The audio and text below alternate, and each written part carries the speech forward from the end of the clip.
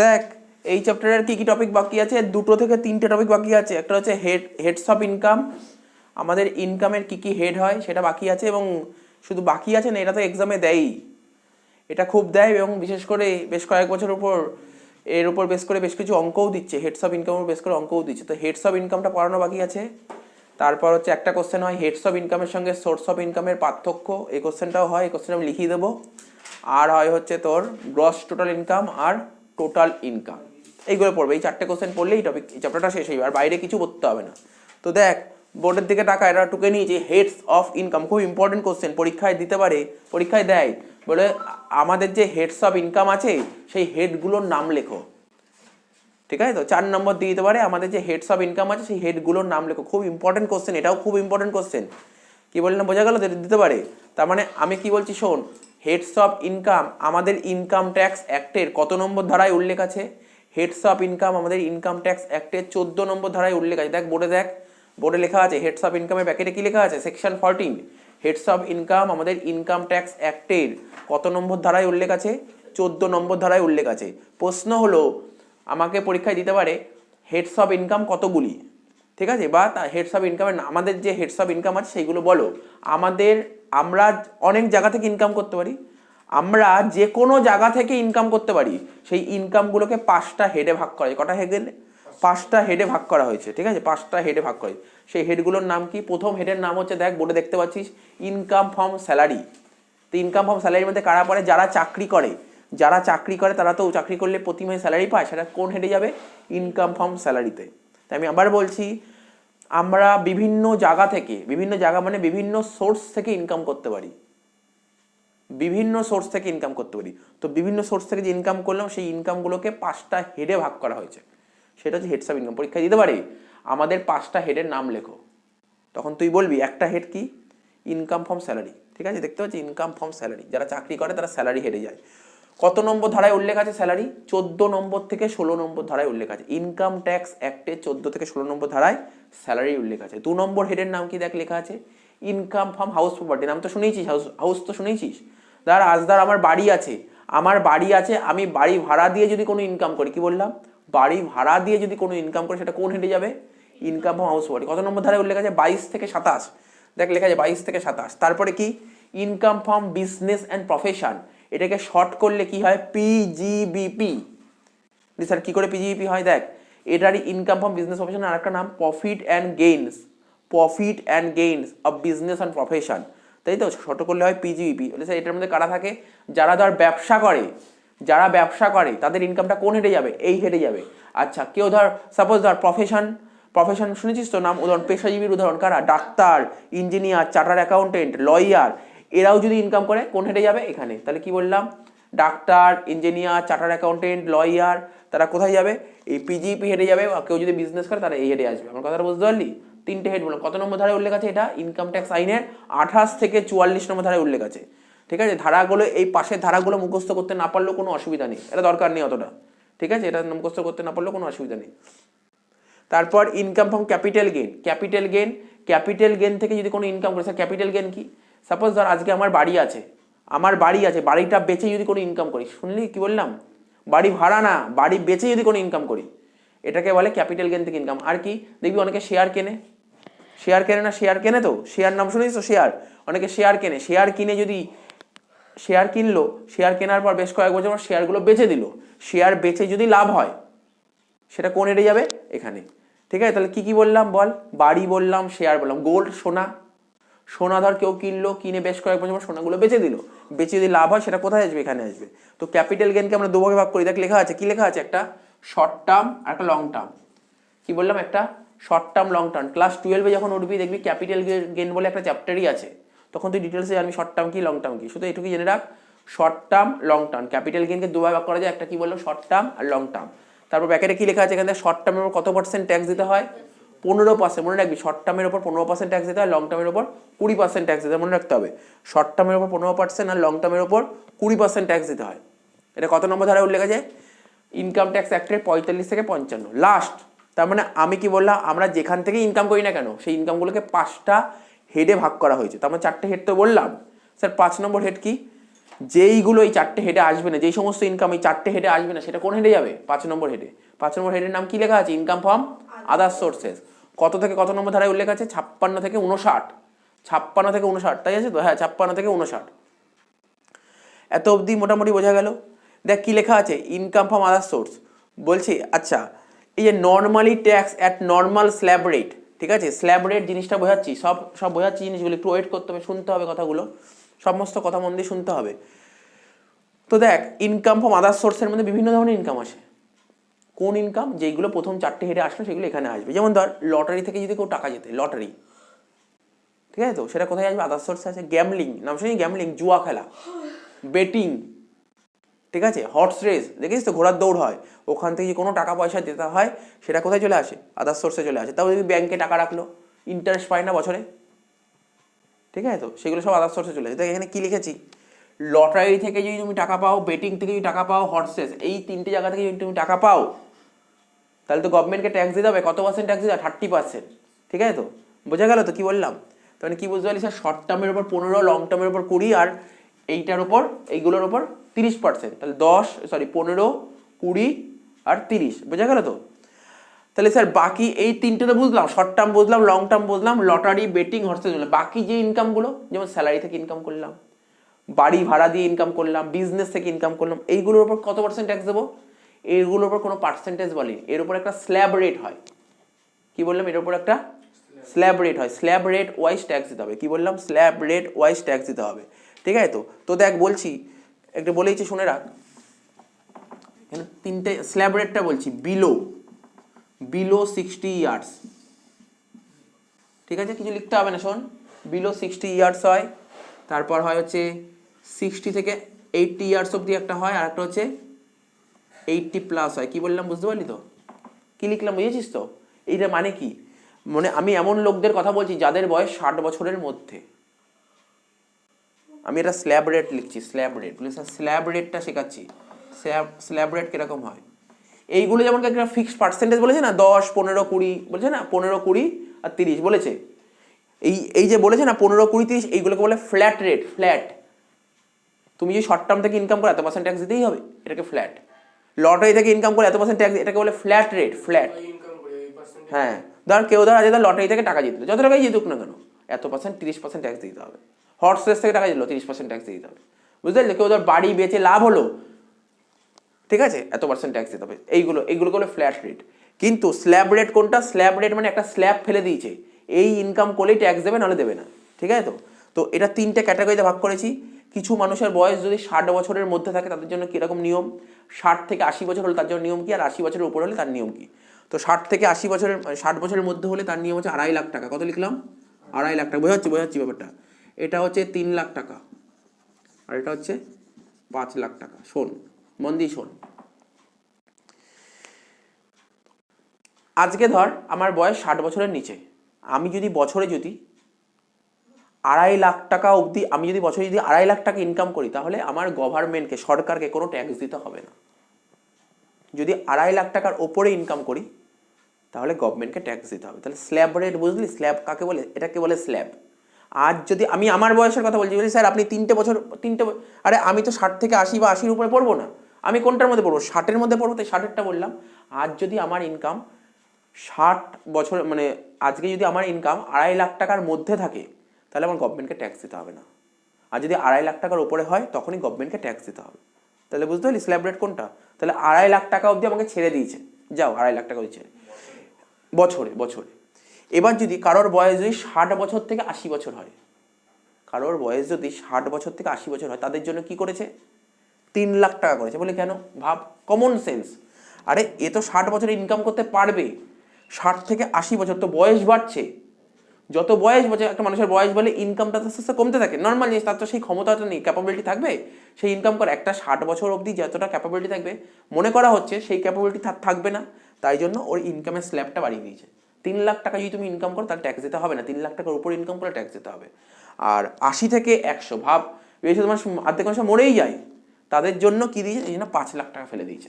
5 লাখ টাকা যদি ইনকাম করো তাহলে ট্যাক্স দিতে হবে, 5 লাখ টাকা ক্রস করলে, 5 লাখের নিচে হলে ট্যাক্স দিতে হবে না। তো ঠিক আছে, তো এত তোর সিলেবাস তোর 11 এত কিছু জানতে হবে না, যখন একটু আরো বড় হবি তখন আরো ডিটেলসে জানবি। বলি তখন তোর মানে প্রশ্ন হলো, আচ্ছা স্যার ধরুন আমার বাবা না বছরে ধরুন 3 লাখ টাকা ইনকাম, ওদের বাবাকে কত টাকা ট্যাক্স দিতে হবে তুই এখন কোশ্চেন করতে পারিস, কিন্তু এটা তোর সিলেবাসের মধ্যে নেই। এটা তুই যখন কলেজে উঠবি তখন জানতে পারবি, একটা স্ল্যাব আছে, তার একটা স্ল্যাব হয়, ঠিক আছে, তো বিভিন্ন মানুষের ইনকাম থাকে। তো এবার দেখবি অনেকের দেখবি ইনকাম বছরে 2.5 লাখ টাকার নিচে, তাদের আর ট্যাক্স দিতে হয় না, বুঝতে পারছিস তো।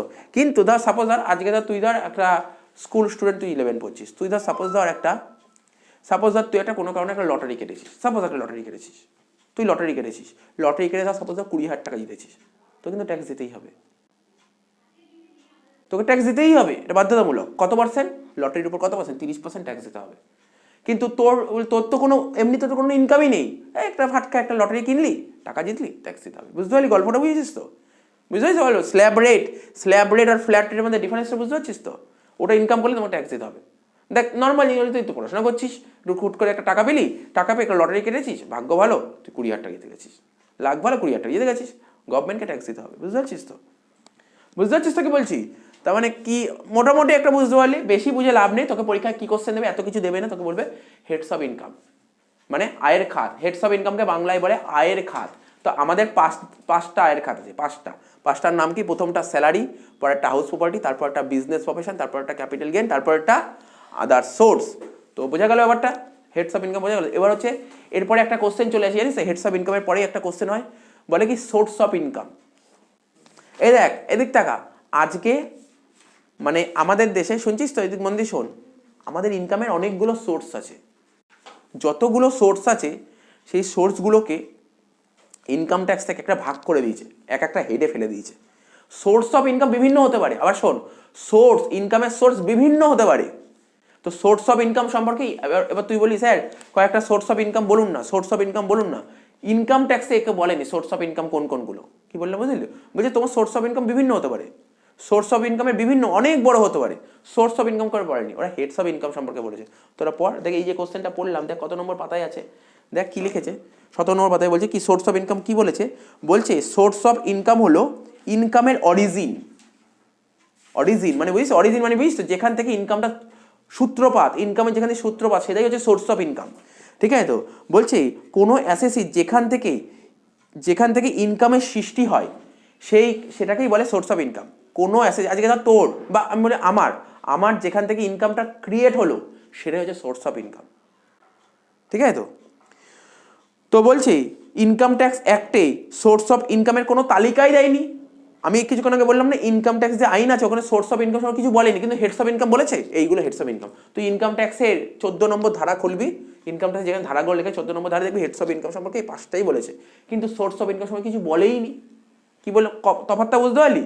তাহলে বলবি হেডস অফ ইনকাম সম্পর্কে ওরা বলে দিয়েছে, আমাদের হেড কটা আছে? 5টা হেড আছে। সোর্স বলেছে কটা হেড সোর্স আছে?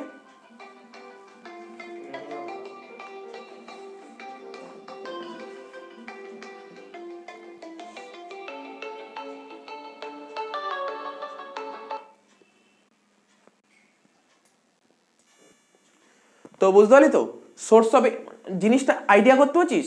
মানে ইনকাম ট্যাক্স অ্যাক্টে কোনো বলেইনি, সোর্স অফ ইনকামের তালিকা দেয়নি, কিন্তু হেডস অফ ইনকামের তালিকা, মানে ডিফারেন্সটা বুঝতে পারলি? তো যখনই পরীক্ষায় কোশ্চেন দেবে, এটা ইম্পর্টেন্ট কোশ্চেন, এরপরেই পড়বো, বলবে কি দেয় সোর্স অফ ইনকামের সঙ্গে তুমি হেডস অফ ইনকামের পার্থক্য লেখো, দেবে। এরপরের কোশ্চেনে পাতা উল্টালেই দেখবি লেখা আছে সোর্স অফ ইনকামের সঙ্গে heads of income, important question, অনেকবার দিয়েছিল, এটা খুব ইম্পর্টেন্ট কোশ্চেন। তাহলে তুই কি বলতে পারিস? পড়ছি আমি, হেডস অফ ইনকাম কটা হেড আছে আমাদের? 5টা হেড। সোর্স অফ ইনকাম বলেইনি ইনকাম ট্যাক্সে, কিছু বলাই নেই সোর্স অফ ইনকাম কি, যে কোনো সোর্স থেকে ইনকাম হতে পারে। এবার তুই পড়বি ওটা পড়বি, কিন্তু ওই বই দিয়ে পড়াচ্ছি, আমি অন্য একটা বই দিয়ে নোট দেবো, ঠিক আছে। আমি দেখছি এখানে একটা বইতে নোট দিয়েছে, এখানে বলেছে, আমি এই নোটটা দিয়ে দেবো, ওখানে বইতে যেটা লেখা আছে সেটা পড়বি, আমি একটা নোট দিয়ে দেবো, সেই নোটটা লিখলেই হবে। কি বললাম বুঝতে পারছিস তো? এখানে যেমন একটা পয়েন্ট দেখতে পাচ্ছি, হেডস অফ ইনকাম হচ্ছে লিমিটেড, ঠিক লিমিটেড না হেডস অফ ইনকাম? কটা? 5টা আছে। লিমিট না? লিমিট তো লিমিটের মধ্যে বেঁধে দিয়েছে। কিন্তু সোর্স অফ ইনকাম কি? সোর্স অফ ইনকাম হচ্ছে আনলিমিটেড, ও সোর্স সময় কিছু বলেই নি, আনলিমিটেড। তাহলে একটা পয়েন্টটা পেলি, ঠিক আছে। তো তারপর হচ্ছে হেডস অফ ইনকাম হচ্ছে আইন মেনে হয়েছে, আইন মেনে হয়েছে, ঠিক আছে। তো কিন্তু সোর্স অফ ইনকাম বেআইনি হতে পারে, বেআইনি ইনকাম হতে পারে, ইললিগাল ইনকাম হতে পারে, অনেক ইনকাম তো লিগালও হয় আবার ইললিগালও হয়, ইললিগাল ইনকামও হতে পারে। তার মানে বুঝতে পারছিস তো? দুটো পয়েন্ট পেলি।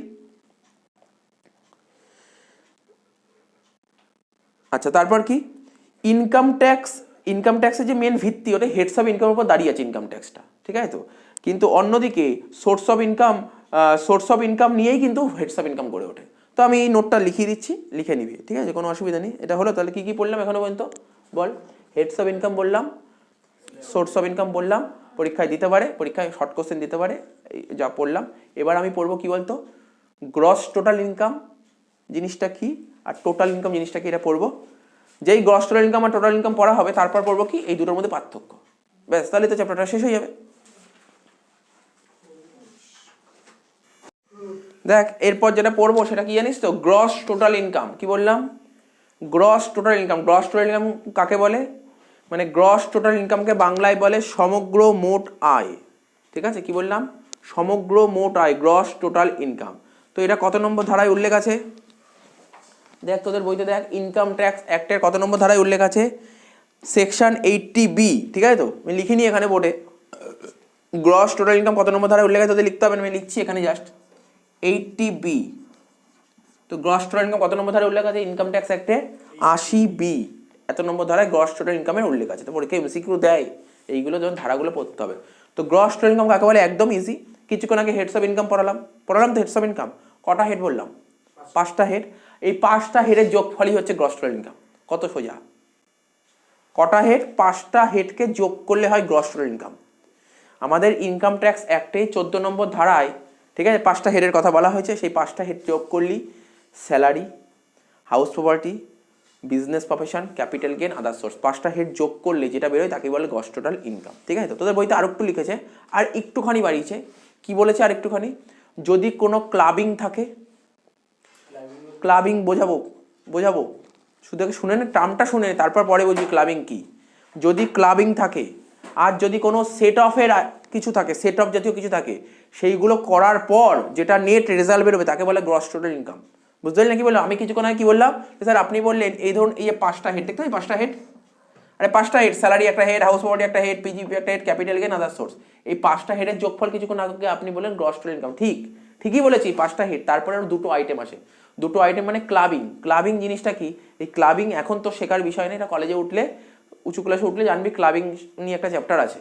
ক্লাবিং মানে কি, যেমন ধর মাইনর চাইল্ড, বুঝিস মাইনর চাইল্ড, মাইনর মানে যার বয়স, মাইনর মানে নাবালক বা নাবালিকা, 18 বছরের নিচে হলে তাকে কি বলে, নাবালক বলে। তো 18 বছরের নিচে এমন কোনো পার্সন আছে সেও ইনকাম করতে বলে, সে কি করে ইনকাম করে 18 বছরের নিচে, কারণ সে খেলাধুলা করতে পারে, সে কোনো প্রতিযোগিতায় অংশগ্রহণ করতে পারে, প্রতিযোগিতায় অংশগ্রহণ করলে সে ধর টাকা জিতলো, হয় না, দেখছিস তো কত রকমের প্রতিযোগিতা হয় বাচ্চাদের। তো ধর সাপোজ ধর দাদাগিরির মতন একটা প্রতিযোগিতা হয়েছে, সেই প্রতিযোগিতায় ধর ও ভালো টাকা জিতে, ধর 1 লাখ টাকার মতন প্রাইজ মানি পেয়েছে, ঠিক আছে তো 1 লাখ টাকা প্রাইজ মানি পেয়েছে, তাহলে তোর টাকা দিতে হবে, গভর্নমেন্টকে ট্যাক্স দিতে হবে, কিন্তু ও ট্যাক্স দেবে না। ইনকাম ট্যাক্সে নাবালককে কখনো ট্যাক্স দিতে হয় না, মাইনরকে ট্যাক্স দিতে হয় না। তার মানে ওই যে 1 লাখ টাকা ইনকাম করলো, সেই টাকাটা তার বাবা বা মা, বাবা আর মার মধ্যে যার ইনকাম বেশি তার ইনকামের সঙ্গে যুক্ত হবে। কি বললাম বুঝতে পারলি, এটাকে বলে ক্লাবিং। বুঝিস ক্লাবিং জিনিসটা কি, এটা হচ্ছে ক্লাবিং। তো সুতরাং এখন তো জেনে লাভ নেই, এখন তো যার নামটা শুনতে হবে ক্লাবিং। তুই যখন কলেজে উঠবি ক্লাবিং এর অঙ্ক আছে, তখন পুরো ডিটেলস জানি, তাহলে বুঝতে পারলি ক্লাবিং জিনিসটা কি। সাপোজ আজকে তোর বয়স 18 বছরের নিচে, তুই একটা জায়গা থেকে, তুই কিছুদিন আগে ধর কোনো একটা ক্রিকেট টুর্নামেন্ট হয়েছে, টুর্নামেন্ট থেকে তুই ভালো টাকা জিতেছিস, ঠিক আছে, তাহলে তোকেও ট্যাক্স দিতে হবে গভর্নমেন্টকে। কিরকমভাবে ট্যাক্স দিতে হবে, তোর ট্যাক্সটা দিতে হবে যত টাকা তুই ইনকাম করলি, ঠিক আছে তো, যত টাকা তুই ইনকাম করলি সেই টাকার উপর ট্যাক্স দিতে হবে, কিন্তু তোর বাবার ইনকাম আর তোর মায়ের ইনকামের মধ্যে যার ইনকাম বেশি তার সঙ্গে তোর ইনকামটা যোগ হয়ে ট্যাক্স দিতে হবে, এটা ক্লাবিং বলে। আর সেট আপ কি, শোন সেট আপ কি ভালো করে শোন, এখানে কটা হেড আছে, 5টা হেড আছে, এখানে 5টা হেড আছে। স্যালারি থেকে কোনোদিন লস হতে পারে, তুই চাকরি করতে গেছিস, চাকরি করে কোনোদিন লস হতে পারে, মানে এরকম হবে তুই চাকরি করতে গেছিস, তুই মাইনা পাসনি, এরকম হবে, লস তো তখন হবে তুই চাকরি করতে গেলে মাইনা পেলি না। তো স্যালারিতে কোনোদিন লস হয়, জীবনে কোনোদিন স্যালারিতে লস হয় না, শুনছিস তো, স্যালারিতে জীবনে লস হয় না। শোন হাউস প্রপার্টি বলে, হাউস প্রপার্টি থেকে কোনোদিন লস হতে পারে, হাউস প্রপার্টি মানে বাড়ি, আমার বাড়ি আছে, লস হতে পারে, হ্যাঁ হাউস প্রপার্টি থেকে লস হতে পারে। কি করে লস হয়, কেন লস হয়, সেটা তোর এখন বিষয় নয় শেখার, কারণ এটা নিয়ে অনেক ডিটেলস জানতে হবে, তুই পরে 12-এই আছে হাউস প্রপার্টি, তখন জানতে হবে হাউস প্রপার্টি থেকে লস হয়। স্যার কী করে লস হয়, একটু বলে দিন, ছোটো করে বলছি শোন। আজকে তো আমার একটা বাড়ি আছে, ঠিক আছে, আমার একটা বাড়ি আছে, ধর বাড়ি করার জন্য আমি লোন নিয়ে বাড়ি করেছি, কত কী নিয়ে বাড়ি করেছি, লোন নিয়ে বাড়ি করেছি, তাহলে প্রতি বছর তো আমার গভর্নমেন্ট মানে ব্যাংকে তো ইন্টারেস্ট দিতে হবে, যার থেকে তাকে ইন্টারেস্ট দিতে হবে তো। আমার যাই হোক বিভিন্ন সিস্টেম হয়, সো বাদ দে, বছর মাস তো লাভ নেই, আমি ধর মানলাম বছরেই মেনে নিলাম, বছরে ধর আমাকে ধর ইন্টারেস্ট দিতে হলো, তো আমার বাড়ি থেকে তো কোনো ইনকামই হচ্ছে না, অথচ আমার ইন্টারেস্ট বেরিয়ে যাচ্ছে, তার মানে বুঝতে পারছিস তো লস হবে। এটা এর চেয়েও বেশি ডিটেলস তুই কলেজে, মানে কলেজ কি বলছে 12-এ উঠেই শিখবো হাউস প্রপার্টি, ঠিক আছে তো। তো মোট কথা মাথায় রাখলাম হাউস প্রপার্টি থেকে লস হতে পারে। বিজনেস, এটা তো কোনো বলার অপেক্ষা রাখে না, বিজনেস থেকে যে লস হয় এটা সবাই জানে, এটা নতুন করে বলতে হবে। তারপর ক্যাপিটাল গেইন, ক্যাপিটাল গেইন থেকে লস হতে পারে। ধর আজকে আমি আমার বাড়িটা বেচলাম, হয় কি হয় না পরের কথা, আজকে আমি আমার বাড়িটা বেচলাম, লসেও বেচতে পারি বাড়ি, হতেই পারে। বা ধর সোনা আছে, সোনা গয়না আমি বেচে দিলাম লসে, শেয়ার লসে হয়, অনেক কিছুই লসে বেচা হয়, তো হতে পারে। আমি কি বলছি হতে পারে কিনা সেটা মেইন ব্যাপার। তো ক্যাপিটাল গেইনও লস হতে পারে। আদার্স সোর্স থেকেও লস হতে পারে, ঠিক আছে তো। তো কি বললাম, লস কোথায় হচ্ছে না, স্যালারিতে, বাকি সব জায়গায় লস হচ্ছে। তো লস হলে না ওটার একটা অ্যাডজাস্টমেন্ট করতে হয়। তো মানে কি বললাম, প্রথমে আপনি হেডস অফ ইনকামগুলো যোগ করবেন, তারপর ক্লাবিং করব, তারপর সেট অফ, মানে এই অ্যাডজাস্টমেন্টটা, লস হলে সেটাকে অ্যাডজাস্ট করতে হয়। সেটা করার পর যে নেট রেজাল্ট বেরোয় তাকে বলে গ্রস টোটাল ইনকাম, যেটা তোর বইতে লিখেছে। এবার তুই তোর বই পড়, আমি বলেছি বইতে কি বলেছে, বলেছে আদৌ এটা সন্দেহ, মানে বলেছে কিনা, বাট এটাই হচ্ছে অরিজিনাল রুল, তোর বইতে মনে হয় লেখেনি, তোর বইতে এটা লেখেনি, বাট এটা তুই যদি কলেজের বই খুলিস তাহলে তুই জানতে পারবি, ঠিক আছে, তোর বইতে লেখেনি, ঠিক আছে তো। তাহলে আমি জিনিসটা বুঝতে পারি তো, গ্রস টোটাল ইনকাম জিনিসটা কি, তো বুঝিয়ে দিলাম। এবার বলি অনেক সময় পরীক্ষায় জানতে চাই, তোকে যদি পরীক্ষায় বলি স্যার গ্রস টোটাল ইনকাম যদি পরীক্ষায় 4 নম্বর আছে কি লিখবো, তোর বইতে এটা 1 লাইনে লিখে যেটা লিখবি, কাকে বলে 1 লাইনে লিখলি। তারপর গ্রস টোটাল ইনকাম কি করে বের করতে হয় সেটা তোর বইতে চার্ট দিয়েছে, কি চার্ট দিয়েছে দেখ, আমি বলেছি শুনে নে। এই যে এখান থেকে কি দিয়েছে দেখ, তোর বইতে গ্রস টোটাল ইনকাম কি করে বের করতে হয়, এখান থেকে এইটুকু দিয়েছে, আর কিছু দেয়নি, দেখ এখান থেকে এইটুকু লিখে দিবি হলো। তারপর বৈশিষ্ট্য 4টে পয়েন্ট দিয়ে 2টো পয়েন্ট অ্যাটলিস্ট লিখতেই হবে, তাহলে পুরো 4 মার্কস কমপ্লিট। কি বললে বুঝলি, কাকে বলে 1 লাইন, কি করে গ্রস টোটাল ইনকাম বের করতে হয়, তার জন্য পুরোটা দিতেই হবে, এটা দিতেই হবে তোকে, এটা না দিলে কিন্তু নাম্বার কাটা, লিখতেই হবে। তারপর 2টো পয়েন্ট লিখতে হবে বৈশিষ্ট্য। কি বৈশিষ্ট্য তুই নিজেই বল, তুই বলবি কি স্যার আপনি 5টা যে হেডস অফ ইনকাম বললেন, 5টা হেডস অফ ইনকামের যোগফলই হচ্ছে গ্রস টোটাল ইনকাম, একটা বৈশিষ্ট্য হয়ে গেল, এখানেই শেষ, একটা বৈশিষ্ট্য। 2 নম্বর বৈশিষ্ট্য কি, মন দিয়ে শোন, আমি যে ইনকাম করলে তো গভর্নমেন্টকে ট্যাক্স দিতে হবে, ইনকাম 2 রকমের, গ্রস টোটাল ইনকাম আর একটা টোটাল ইনকাম, একটা গ্রস টোটাল ইনকাম একটা টোটাল ইনকাম। আমি গভর্নমেন্টকে যে ট্যাক্স দেবো না, গ্রস টোটাল ইনকামের উপর ট্যাক্স দিই না, কোন ইনকামের উপর ট্যাক্স দিই, টোটাল ইনকামের উপর।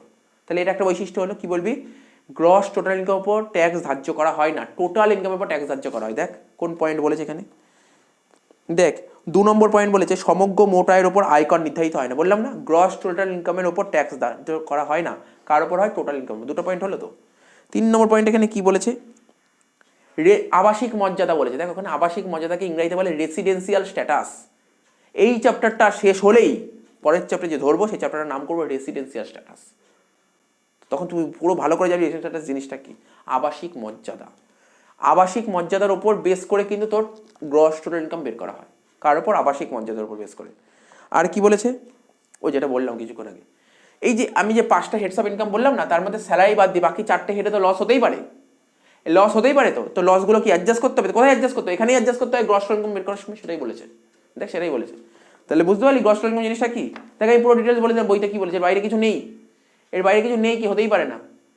আচ্ছা তারপর কি, এরপরের কোশ্চেন যেটা বোর্ডের দিকে তাকাবি, টোটাল ইনকাম, পরীক্ষা জানতে হয় টোটাল ইনকামকে বাংলায় বলে, দেখ কি লেখা আছে, মোট আয়, টোটাল ইনকামকে বলে মোট আয় কত নম্বর ধারায়, অনেক সময় শর্ট কোশ্চেন দেয় এমসিকিউ, মোট আয় কত নম্বর ধারায় উল্লেখ আছে, দেখ লেখা আছে বোর্ডে, দেখ লেখা আছে 2.45, মানে 2 নম্বর ধারার 45 নম্বর উপধারা, 2 নম্বর ধারার 45 উপধারা। ইংলিশে বললে কেমন হয়, আন্ডার সেকশন 2 সাব সেকশন 45, তাই লেখা আছে। কি লেখা আছে, টোটাল ইনকাম। আর পাতি কথা বলে দিই, ওই লেখাটা পরে পড়ছি, তুই টোটাল ইনকাম এদিক কি লেখা আছে, বলি স্যার আপনি তো গ্রস টোটাল ইনকাম বের করে ফেললেন তাই না, তার থেকে একটা জিনিস বাদ দিতে হয়, আমি বেশি বলছি না, গ্রস টোটাল ইনকাম থেকে যদি আপনি একটা জিনিস বাদ দেন তাহলে টোটাল ইনকাম বেরিয়ে যাবে। একটা জিনিসটা কি, ডিডাকশন বাদ দিয়ে দেবে, ডিডাকশন কত নম্বর ধারার, 80 নম্বর ধারা। তাহলে কি বুঝতে পারলি, গ্রস টোটাল ইনকাম থেকে আপনি যদি 80 নম্বর ধারা ডিডাকশন বাদ দিয়ে দেন তাকে বলে টোটাল ইনকাম। তো দেখ এবার পর কি বলেছে, total income here means,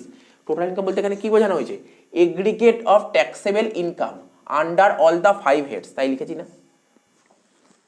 under বুঝলি এগ্রিগেট মানে বুঝলি এগ্রিগেট মানে যোগফল, কার যোগফল, যে 5টা হেডস অফ ইনকাম আছে তার যোগফল, ঠিক আছে। আফটার অ্যাডজাস্টিং ক্লাবিং, এই ক্লাবিং কিছুক্ষণ আগে বললাম, ক্লাবিং কি, মাইনরের ইনকাম যখন তার প্যারেন্টসের সঙ্গে যুক্ত হয়ে তাকে ক্লাবিং বলে, কিছুক্ষণ আগে বললাম, এই বললাম ক্লাবিং। তাহলে ক্লাবিং কোনটা বলছে, আফটার অ্যাডজাস্টিং ক্লাবিং, ক্লাবিংটা অ্যাডজাস্ট করার পর, ক্লাবিংটা অ্যাডজাস্ট করার পর, তারপর সেট অফ লস, এই মতো বললাম সেট অফ লস, সেট অফটা অ্যাডজাস্ট করার পর and after deducting deduction under section 80। তার মানে কি বলেছে, টোটাল ইনকাম কাকে বলে, কি বলবি, 5টা ইনকাম, 5টা হেডস অফ ইনকাম যোগ করলাম, যোগ করে যে টাকাটা বেরোবে, তারপর সেট অফ আর ক্লাবিং এইগুলো করার পর যেটা বেরোবে তার থেকে ডিডাকশনটা বাদ দিবি, 80 নম্বর দ্বারা বাদ দিয়ে হবে, তাকে কি বলে, টোটাল ইনকাম। কি বলে, লেখাটা কি লেখা আছে বুঝেছিস তো? দেখ এখনই মানে মুখস্থ, এই টোটাল ইনকাম কাকে বলে, বলবি যে আমাদের 5টা হেডস অফ ইনকাম আছে, ক্লাবিং আছে, আর হচ্ছে সেট আপ আছে, এইগুলো সব কটা করলে তো গ্রস টোটাল ইনকাম হয়, তার থেকে ডিডাকশন 80 নম্বর দ্বারা ডিডাকশন বাদ দিলে যেটা হয় তাকে বলে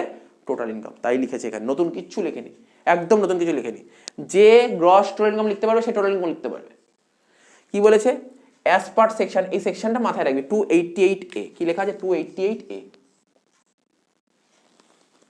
total income should be rounded off, total ইনকামটাকে তুমি রাউন্ডেড অফ করবো, কি করবো, টোটাল ইনকামটাকে রাউন্ডেড অফ, রাউন্ডেড অফ না বুঝলে বুঝিয়ে যাবি, এখন না বুঝলে বুঝিয়ে যাবি।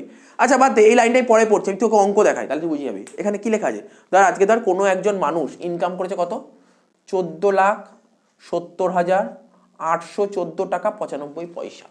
কি বললাম, কত টাকা ইনকাম করেছে, 14,70,814 টাকা 95 পয়সা, ঠিক আছে।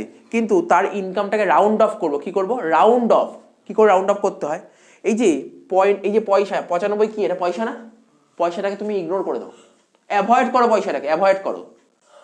কেন অ্যাভয়েড করবো, কারণ তুই আস্তে আস্তে সব যত ধীরে ধীরে করবি সব ধীরে ধীরে জানতে পারবি, ঠিক আছে। অ্যাকচুয়ালি ব্যাপারটা দেখ, তুই যখন, কারণ এখন বলছি আমি বলেই দিই, আমরা ইনকাম করলে তার ইনকামের উপর তো গভর্নমেন্টকে ট্যাক্স দিতে হয়, তো সবসময় ট্যাক্সের ক্যালকুলেশন না পুরো রাউন্ড ফিগারে হয়, পয়সাতে ট্যাক্সের ক্যালকুলেশন হয় না, ঠিক আছে। তো দেখ 95 পয়সাটাকে ইগনোর করে দে, তাহলে কত পরে থাকা উচিত, কত, 14,70,814 থাকা উচিত, ঠিক আছে তো। কিন্তু আমি 814 না লিখে কত লিখেছি, 810। কেন 810 কি করে বেরোলো সেটা বলে দিই, সেটা আগে বলে দিই, তারপর বাকিটা বলছি। এখানে কত লেখা আছে, লাস্ট ডিজিট কত আছে, 4। যদি এটা 5 বা 5-এর বেশি থাকে, কি বললাম, যদি এটা 5 বা 5-এর বেশি থাকে, তাহলে তুই কত করবি, ছোটবেলায় করতি না, অঙ্ক করতি না, আসন্ন মানের অঙ্ক করতি না, একবারই। তার মানে এখানে যদি মন দিয়ে শোন, এখানে যদি 4 বা 4-এর বেশি থাকে, তার মানে এখানে কত, লাস্টে 14 আছে, তো এখানে 14 আছে, কি 4-এর মানে 5-এর বেশি আছে না, সেই জন্য এটা 10 করা হয়েছে, এটা হচ্ছে নিয়ম, এটাই লেখা আছে এখানে। ইনকাম ট্যাক্সের দৃষ্টিভঙ্গিতে এটাই বলেছে, ইনকাম ট্যাক্সের যে গভর্নমেন্টের যে রুল আছে এই রুলটা এখানে ফেলেছে। যদি কোনো পার্সনের, দেখ এখানে দেখ না, তুই ভালো করে দেখ, এখানে কত, এখানে ভালো করে দেখ, লাস্ট সংখ্যা কত আছে, ও 14 টাকা, 14 টাকা, সেই 14 হয়, এই লাস্টে দুটো বল 14 টাকা আছে, তার মানে কি 14 টাকা, বুঝতে পারছিস তো, কত করে 14 টাকাকে 10 করা হয়েছে, কেন, যেহেতু এটা 4 আছে, ঠিক আছে। তারপর একটা দেখ, এটা দেখ, এটা দেখ, এটা কত আছে, 15, মানে 5 বা 5-এর বেশি হলে কি করা উচিত, বাড়িয়ে দেবো, বাড়াবো, মোট কথা বাড়িয়ে না কমাবি, বাড়াবো, তাহলে কত করেছে, 20 করেছে। তারপর 818 আছে, 5-এর বেশি আছে, তাহলে কি করবো, বাড়াবো, কত করবো, 820। এটা 10, ওখানে যখন আগে ছোটবেলায় পাটিগণিত অঙ্ক করতাম, আসন্ন মান কত, 1 বাড়াতাম না, যদি 1 বাড়াতাম এখানে, তাহলে 15টাকে 16 করা উচিত, 18টাকে 19 করা উচিত, তাই তো। আমরা কিন্তু 1 বাড়াচ্ছি না, 10-এর রেসপেক্টে করা হবে, এখানে সেটা লিখে দেখ, as per section 288A total income should be round off, total ইনকামটাকে রাউন্ড অফ করবো টু রাউন্ড অফ, ঠিক আছে, রাউন্ড অফ মাল্টিপল অফ ₹10, যেটাকে 10 দিয়ে, 10-এর গুণিতক, গুণিতক পড়েছেন ছোটবেলায়, গুণিতক ভাগ করা যাবে, বুঝিস তো, গুণিতক মানে ভাগ করা যাবে, দেখ 10 দিয়ে, দেখ বুঝতে পারছিস তো, লাস্টে দেখ 0 থাকে, মানে মোট কথা টোটাল ইনকাম যেটাই হবে লাস্টে যেন 0 থাকে, এটা মাথায় রাখবি। কেননা আমরা যখন গভর্নমেন্টকে ট্যাক্স ক্যালকুলেট করবো না, মানে গভর্নমেন্ট যখন ট্যাক্স ক্যালকুলেট করবে, এই ইনকামের উপর ট্যাক্স ক্যালকুলেট করবে, যদি এখানে 0 না থেকে, যদি এখানে 5 টাকা 7 টাকা 8 টাকা থাকে, তখন যখন ট্যাক্স ক্যালকুলেট করবে না, পয়েন্টে বেরোবে, ওই পয়েন্টটাকে অ্যাভয়েড করার জন্যই এটা কর, বুঝলি, পয়সাই বেরোবে, এটাকে অ্যাভয়েড করতে হয়। কি বললাম বুঝতে পারছিস তো, এগুলো মাথায় রাখতে হবে তোকে, এটাই বলেছে, মানে এমন কিছু কঠিন কিছু বলেইনি এখানে, টোটাল ইনকামটা রাউন্ড অফ করতে হবে, যাই করবি লাস্টে যেন 0 থাকে, বুঝতে পারছিস তো। এখানে কি বলি, এখানে চাই লিখেছে, এমন কিছু পয়সাটাকে অ্যাভয়েড করে দে। তো সাপোজ এখন যদি তোর মনে বলে, স্যার ধরুন আমি ইনকাম করেছি 2,55,000 556। বল তোরা নিজেরাই বল কত টাকা ইনকাম দেখাবো? 2,55,000 কত করবো? 560 হবে। বুঝতেই পারলি? যদি 56 জায়গায় যদি এটা 54 থাকে কত হবে? 50 হবে। যদি এখানে 5 থাকে 60 হবে। এই তো কমন জিনিস, নর্মাল জিনিস। এটা কেন করা হয়? এই যে ইনকামটা হলো এর উপর তো ট্যাক্স চার্জ করবে, পার্সেন্টেজ চাপাবে। পার্সেন্টেজ যদি করে না, এই টাকারও পার্সেন্টেজ করলে পয়েন্টে বেরিয়ে যাবে। পয়েন্টে এত টাকা তো গভর্নমেন্টকে ট্যাক্স দিতে হবে, তো ট্যাক্সটা আমরা পেমেন্ট করি কোথায়? ব্যাংকে গিয়ে। ব্যাংকে এরকম পয়সার হিসাবে ট্রানজ্যাকশন হয় না, ঠিক আছে? তো এরকম ট্রানজ্যাকশন হবে না।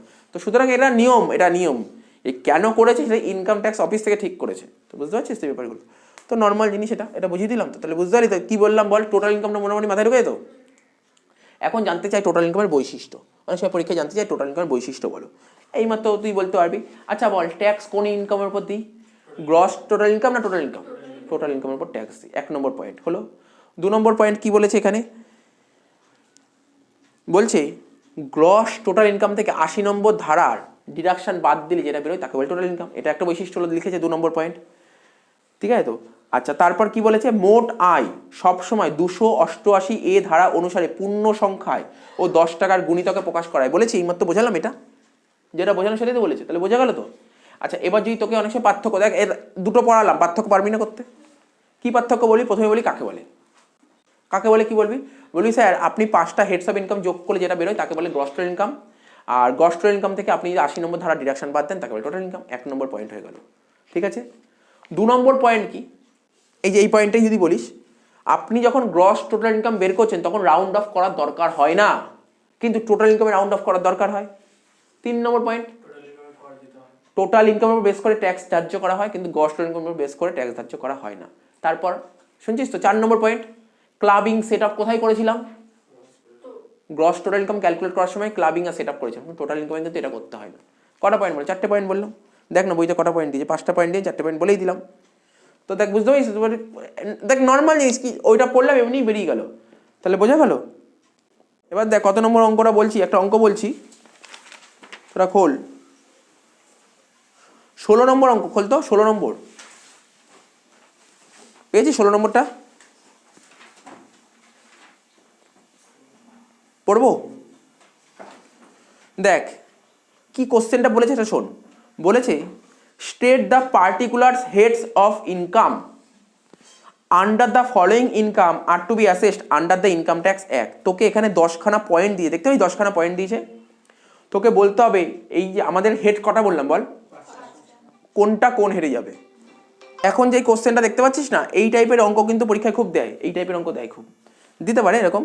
তো প্রথম কোশ্চেন বলছে অনারিয়াম রিসিপ্ট। অনারিয়াম মানে বুঝছো সাম্মানিক, ঠিক আছে? সাম্মানিক কি বলেছে? For story writing from ABP publication. তো না না না বলছি আমি, ও স্টোরি লিখেছে তার জন্য ও কি পেয়েছে? অনারিয়াম পেয়েছে। ও বললো স্যালারি। ও কি কোথাও চাকরি করতো? চাকরি মানে কি? এমপ্লয়ার আর এমপ্লয়মেন্টের রিলেশন। চাকরি মানে কি ভাই সকাল 10টায় অফিস আসো, বিকাল 5টায় বেরো, মালিক যা বলে মালিকের কথা শুনতে হবে, এরকম কিছু না। না, ও রাইটিং লিখেছে তার জন্য টাকা পেয়েছে। না, অনেকে ম্যাগাজিন লেখে না, টাকা পয়সা পায়, এটা আদার সোর্স, অন্য কোথাও যাবে না, আদার সোর্সই যাবে। তারপর যে dividend receive from sterling company. Sir sterling company, দেখ কোম্পানি দু রকমের হয় জানিস তো, একটা দেশের কোম্পানি হয়, একটা বিদেশের কোম্পানি। এখানে বলে দিয়েছে লন্ডন, তাই বোঝার অসুবিধা নেই, বিদেশি কোম্পানি। তো এটাও কিন্তু আদার সোর্স, বুঝতে পারছিস তো? ডিভিডেন্ড থেকে কোনো ইনকাম মানেই আদার সোর্স। না না, বিদেশি কোম্পানি বলে আদার সোর্স নয়। তুই ভাব না আমাদের 5টা হেড, তো এটা কি মনে হয় তোর? মনে হয় স্যালারি থেকে ইনকাম? কোম্পানি থেকে ধর ডিভিডেন্ড পেয়েছি, তো স্যালারি থেকে ইনকাম নয়, বিজনেস থেকে ইনকাম। এটা কোনোদিন বিজনেস থেকে হতে পারে না। আচ্ছা, তারপর হাউস প্রপার্টি থেকে ইনকাম না, ক্যাপিটাল গেইন থেকে ইনকাম না, তাহলে কোন হেরে যাবে? 4টে না হলে তো 5 নম্বর হেরে। তারপর বলছে dividend receive from Indian company, একই কথা, আদার সোর্স হবে। তারপর বলছে আর লয়ার মানে বুঝিস আইনজীবী received remuneration from law college, ঠিক আছে তো?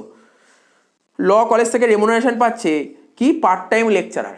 ভাব, একজন লয়ারকে একটা ল কলেজে ওকে নিয়োগ করা হয়েছে, ইন্ট্রোডিউস করা, ঠিক আছে? ওকে অ্যাপয়েন্ট করা হয়েছে। কেন? ও লয়ার, সব জানে, ও পার্ট টাইম লেকচার দেবে। ও তো স্যালারির মধ্যে পড়বে, অবশ্যই স্যালারির মধ্যে পড়বে। তুই জানিস অনেক দেখবি অনেক ডাক্তাররা থাকে, দেখবি অনেক মেডিকেল কলেজে যায় পার্ট টাইম লেকচার দিতে, এটা কিন্তু স্যালারির মধ্যে পড়ে, যেতেই হবে, রোজ মেনটেন করতে হবে। কি বললাম বুঝতে পারছিস তো? তারা বলছে কি তো বলছে amount received from TV game show, TV game show থেকে ও প্রাইজ পেয়েছে, আদার্স সোর্স। ক্যাপিটাল গেন কেন হবে? ক্যাপিটাল গেন মানে কোনো অ্যাসেট, বাড়ি, তারপর সোনা গয়না, শেয়ার, এইগুলো বেচে যদি হয়। তারপর কি বলেছে? Interest receive from post office savings bank account. কি বললাম? Post office savings bank account থেকে তুমি ইন্টারেস্ট, পোস্ট অফিসে অনেকে টাকা রাখে, পোস্ট অফিসে সেভিংস ব্যাঙ্কে টাকা রাখা যায়, ব্যাঙ্কে যেমন সেভিংস হয় পোস্ট অফিসে সেভিংস হয়, ঠিক আছে? তো এটা কোথায় যাবে? এটা আদার্স সোর্স, ঠিক আছে? এটা আদার্স সোর্স, ঠিক আছে? তো ভাববি তোরা যখনই বলছিস ক্যাপিটাল গেন বা স্যালারি, ভাববি এটা ক্যাপিটাল গেন কি করে হতে পারে, ভাব না। ক্যাপিটাল গেন কি? বারবার বলছি, বাড়ি বেচলাম, শেয়ার বেচলাম, গোল্ড বেচলাম, সেইগুলো হতে পারে। এইগুলো তো নেই এখানে কিছু। এখানে তাও বলি ম্যাক্সিমাম কি আইটেম থাকবে এখানে, তাও বলে দেন, দেখ আদার্স সোর্সই থাকবে, ম্যাক্সিমাম আদার্স সোর্সের আইটেম থাকবে। তারপর যে amount receive from sale of wild grass, ঠিক আছে? সেল অফ ওয়াইল্ড গ্রাস মানে বুঝিস তো, আরে বনে জঙ্গলে ঘাস ফাস হয় না, তো এইগুলো বেচে টাকা পেয়েছিস, কোথায় যাবে এটা? আদার্স সোর্স, আর কোনো জায়গায় নেই।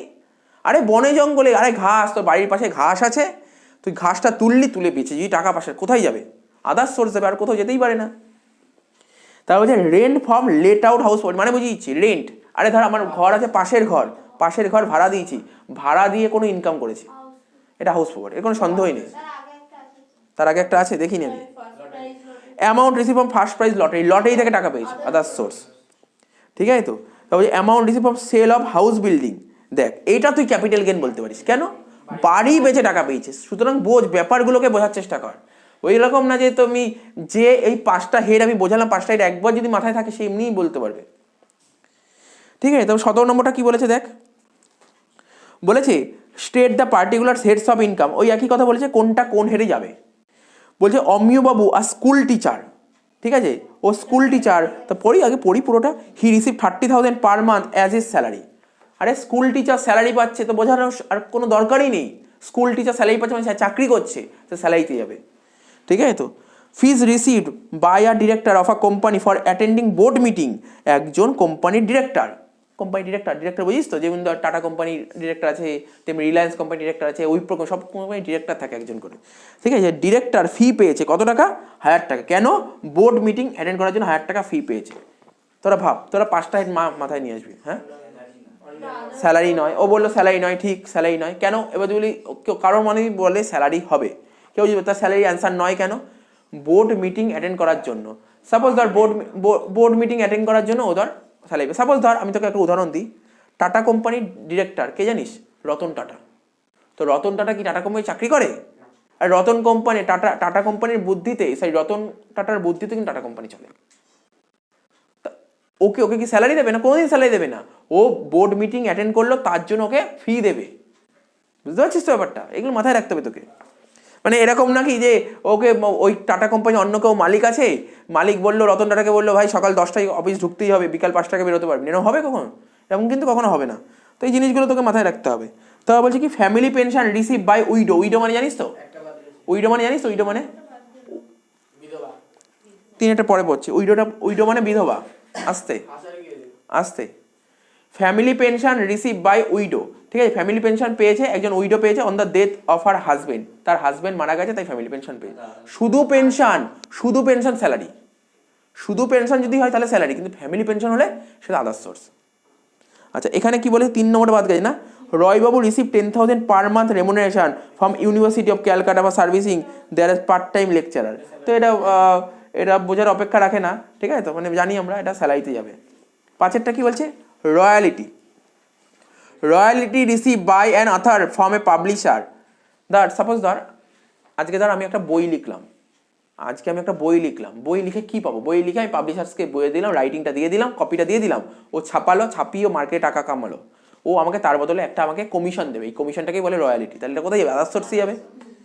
তো যে salary receive by a partner from partnership firm, এটা নিশ্চয়ই তোরা স্যালারি বলে দিয়েছিস, তাই না?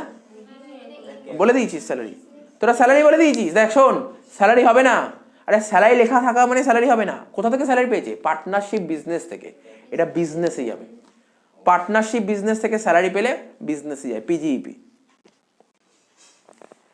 ঠিক আছে? তো বলি স্যার কারণটা কি? দেখ, পার্টনারশিপ বিজনেস, ধর এ বি সি 3জন পার্টনার মিলে বিজনেস করছে, তো বিজনেস করলে পার্টনাররা বিজনেস থেকে স্যালারি পায়।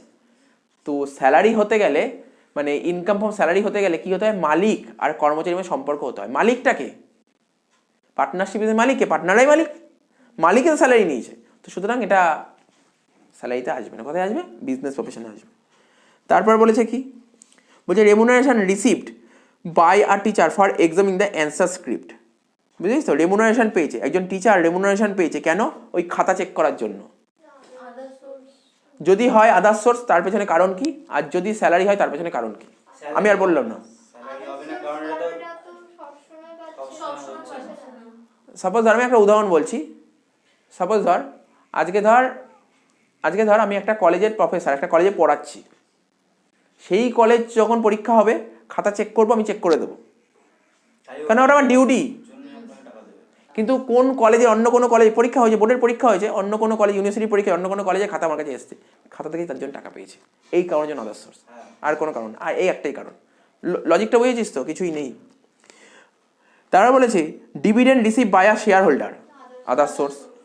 রামবাবু receive 5,000 per month let out property, house property, let out property, বাড়ি ভাড়া দিয়েছি, বাড়ি ভাড়া দিয়ে টাকা পেয়েছি, এটা কি হয়ে যাবে, হাউস প্রপার্টি। আচ্ছা, তারপর কি বলেছে 18 নম্বরটা, এটাও বলতে হবে কোনটা, এরকম পরীক্ষা কিন্তু আসে, দেখ এরকম যদি দিয়ে দেয় 5টা দেবে 5 নম্বর। তো কি বলেছে দেখ, বলছে income from sale of trees, আর মানে বোঝার চেষ্টা করি সব কটা, আগে অ্যান্সার দেওয়ার চেষ্টা করি, অ্যান্সার দিলে তো হয়েই গেল, মানে বোঝ। And wild glass which grown spontaneously and without human effort, মানে তুই গাছ বেচে টাকা পেয়েছিস, শেষ করিনি কিন্তু কথা, গাছ বেচে টাকা পেয়েছিস। অ্যান্ড ওয়াইল্ড গ্রাস মানে ঘাস, একটা তো ট্রি মানে গাছ বেচে টাকা পেয়েছিস, আর একটা ওয়াইল্ড গ্রাস যেই মানে ঘাসগুলো স্বতঃস্ফূর্তভাবে বেড়ে উঠেছে, স্বতঃস্ফূর্তভাবে মনে হয়েছে, তুই কোনো গাছ পুঁতিসই নি, হ্যাঁ মানে নর্মালি হয়েছে, সেইগুলো বেচে টাকা পেয়েছিস, ঠিক আছে। তো এইগুলো তো তোর আদার্স সোর্সেই যাবে।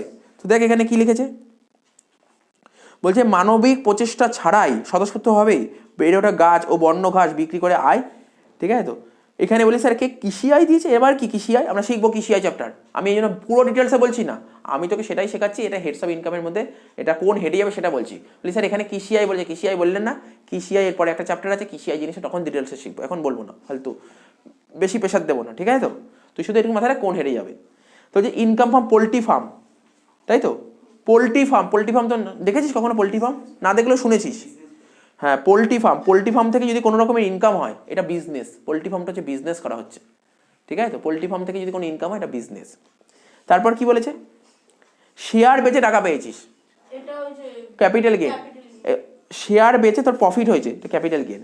তার বলছে interest receive from UTI US 64 bond, এখান থেকে টাকা পেয়েছে, আদার্স সোর্স, ঠিক আছে। তো তাহলে রেমুনারেশন পেয়েছিস, বল এটা রেমুনারেশন মানে স্যালারি পেয়েছিস কে, বাই আর টিচার স্যালারি পেয়েছে স্কুল থেকে, স্যালারিতে যাবে।